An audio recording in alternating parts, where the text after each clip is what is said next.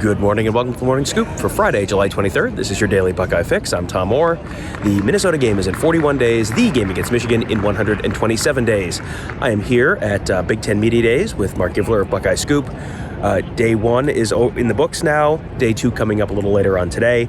Marc, I guess the first thing we got to talk about, Jim Harbaugh. I mean, it always seems like there's a Jim Harbaugh story coming out of Big Ten Media Days. He was the star of the show, well, one of the stars of the show on day one. I'm going to read you his quote. He was asked about, beating Michigan State, beating Ohio State, winning the Big Ten. Told a story about, going to hike a mountain with his daughter, and he was really impressed because she wanted to get to the top. You have to get to the apex, otherwise you haven't done it. And he said, "We're going to do it, or we're going to die trying." Marc, are they going to do it, or are they going to die trying? I think they're in trouble. I think they're on life support right now, and it doesn't look like the talent gap is shrinking. I guess it's the type of comment you have to give to kind of invigorate your fan base, which I think is also on life support right now. But I don't know. I think that was I think that's something that's going to be put on some billboards and some posters and some T-shirts here, and probably put around the Woody a little bit. We'll see. It's interesting because, it is sort of widely assumed this could very well be his last year as the head coach of Michigan. They changed his contract around to make it easier to buy him out at the end of this year. And, it just feels like he sort of knows it's now or never. They put up a sign inside their facility that said, "What did you do today to beat Ohio State?" There's a lot of emphasis on that game. It feels like he knows he has to beat Ohio State. Yeah, I mean, it certainly feels that way. I mean, it's almost like if not now, then when? If they're not going to get this done here this year, when on earth are they going to do this? You do get Ohio State, I guess, with a new quarterback, and they've lost some key guys on both sides of the ball, but it doesn't feel like a year that's set up particularly well for them. Even though I guess it's up there, so I guess that's maybe something you can try and put your arms around, but I don't know. It doesn't look good to me. Harbaugh did not have a great 2020. Another guy who did not have a great 2020, Big Ten Commissioner Kevin Warren. He was not the most popular person in the Midwest through most of last year. He had an opportunity to come out and address the media. Had 45 minutes, something like that. Now, something like 45 minutes to kind of come out, answer questions, revisit last year, look ahead, cast some vision. And, what were your impressions of his time at the podium on Thursday? I thought it was a disaster. First he had someone come up and introduce him to cut into some time, and then he stood up there and basically talked about everything but football for 25-30 minutes, and then I was like, we got about 10 minutes left, we'll take a couple questions, which he dodged all of those as well. It was concerning.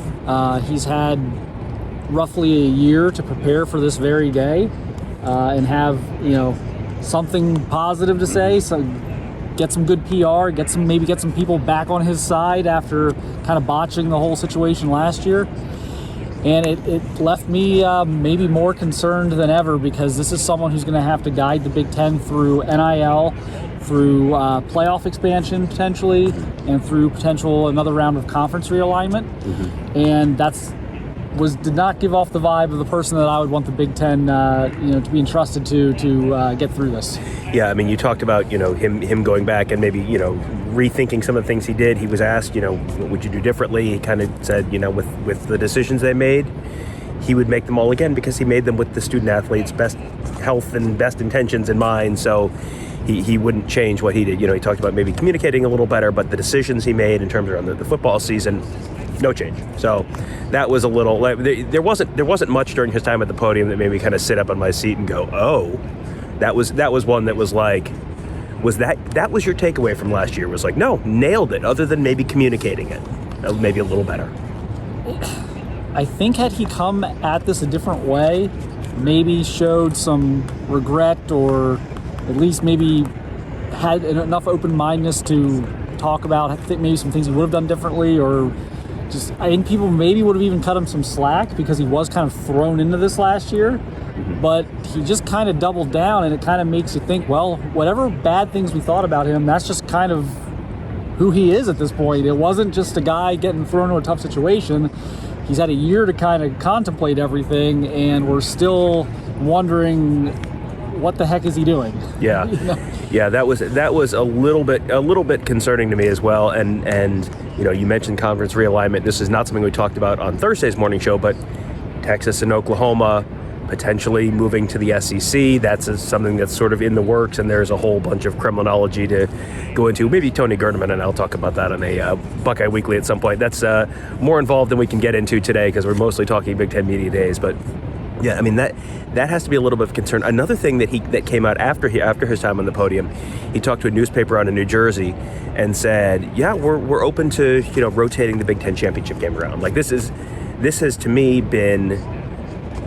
I've been to, 17, 18, 19, and 20, the last 4 in a row, and this is a city that does a great job with this event. The stadium's great. It's indoors. It's a fantastic facility. Everyone who comes away from here has a great time here, and it's a central location. It's relatively close to virtually everyone in the conference, and. He was talking to a New Jersey newspaper, so he gave MetLife Stadium in New Jersey as an example of a stadium that they might. But why would you move? Other than we want some more money, we want more lucrative bids. Why would you move the conference championship game to other cities? I mean, I wouldn't, and if I would, I wouldn't move it to New York. I mean, maybe Chicago. I mean, I don't know about playing at Soldier Field in the middle of December, but. I'm trying to understand some of the logic he's using here on these things, and it's really hard to get on board with anything he says. It just feels like everything he says, it's like, why would you take that approach? Yeah. It just feels like with everything he's doing. And this is another thing. I mean, New York is nowhere close to 90% of the teams that would be participating in a Big Ten championship game. Yeah. So I can't wrap my brain around it. I can't wrap my brain around basically pushing it all the way east. Mm-hmm. Rutgers isn't going to be there anytime soon. Maryland's not going to be there anytime soon. Yeah. So Penn State's, Penn State's about 5 hours away, give or take. Yeah. Well, so just make all these people from the Midwest go all the way to New York City. It's not going to be a cheap trip for them. Yeah. I don't. Again, outdoors. I mean, fine. Okay, yes, football meant to play in the elements, maybe, but. I don't know. I kind of like the idea of taking weather out of the equation and having the nice, you're going to have a nice field here with climate controlled conditions, and it's going to be good for the spectators. And it'll be good for the spectators. And also think about how much people talk about style points when it comes to Big Ten conference championship game weekend.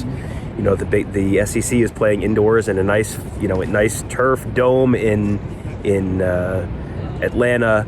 The ACC is down in Charlotte, which is outdoors, but it's in Charlotte and not in New York. You're not really worried about conditions there. Chicago in December, New York in December. Literally the coldest sporting event I have ever been to in my life was an Army-Navy game in the old Giant Stadium in 2002. Our Navy won 58-12 or something like that, but was so cold and the wind was so cold, it was like you were bundled up, you had blankets on, and you were still freezing cold. It is, I mean, if you want to put in Minneapolis in a dome there, okay. Detroit, okay, that's fine. Chicago and New York, if you were going to have ESPN talking heads on after the game talking about how, the SEC teams look great. The Big Ten teams just didn't. They look so sloppy today. It's like, well, yes, but it was 13 degrees and snowing sideways. But that's a thing you got to consider as well. It'll be interesting to see what kind of sites they're looking at because Detroit, okay, that's fine. It's still pretty centralized. Minnesota's kind of out on one side of but I mean they've had Big Ten basketball championships in New York, in DC. I wonder, are they going to try and put one in the Washington Stadium at some point? Again, not centralized, not real convenient, but maybe they can get more money out of it. So make these Ohio State, Wisconsin fans spend all this money to go to New York and play in 5-degree conditions and see how many tickets you sell the following year. Yeah, and also this is maybe after playoffs have expanded and you have potentially 2 to 3 more games after that for those fans to go to. That'll be interesting to see how many people they can get to go to them. Tomorrow, a little look ahead, I guess today, for Friday, Ohio State will be here. Ryan Day, Jeremy Ruckert, Thayer Munford, Zach Harrison. Other teams going to be here, and I'm cheating. I'm looking at the wall to figure out who wasn't here today. Iowa, Purdue, Wisconsin, Indiana, Michigan State, Ohio State, and Rutgers. Is there anyone that you're particularly interested in talking to? Any stories you're particularly interested in asking about on Friday? I think Indiana may give us some sound bites. That's kind of what I'm, the SEC, it feels like every school or every day there's these sound bites that come out, and the Big Ten's so buttoned up sometimes, it's kind of stuffy, and it's not always that interesting. I think Indiana might give us some sound bites, though. I know they've been very vocal, obviously last year, feeling maybe they should have been deserving to be in the Big Ten championship game. Of course, I wouldn't agree with that, but they're not afraid to kind of speak their mind a little bit and maybe needle some people. I'm going to be interested to see that. They are now starting to feel themselves a little bit and maybe feel like they're actually a real player in the Big Ten East, and so I kind of want to see that play out and see what they might give us here. Yeah, they were picked third in the Big Ten in the media poll, behind Ohio State and Penn State in the East. So that'll be interesting. Will that be the disrespect card getting played there? Another team that I'm kind of interested. This is the weirdest thing to say, and please, no one ever quote me on this. I'm kind of interested to talk about Rutgers tomorrow. Like, it seems like Greg Schiano's brought in enough talent through that transfer portal, starting to recruit better. It's like that's actually a program that's maybe like come back from the dead a little bit. I'll be interested to see, kind of hear from him. And he was always kind of an interesting interview at times when he was at Ohio State. So we'll see what he has to say tomorrow on Friday as well. But Ryan Day, Thayer Munford, Jeremy Ruckert, and Zach Harrison. So we'll have plenty of Buckeye talk there as well. You will be able to find all of that at BuckeyeScoop.com. We'll have our usual thread on our Ask the Insiders board. We had a very active thread on Thursday with video clips and quotes and interesting things that we saw, interesting things that we heard, photos, all that stuff. A great place to kind of follow everything along if you can't sit there glued to your television. We will also be live streaming all of those Ohio State interviews on our YouTube channel, youtube.com/BuckeyeScoop.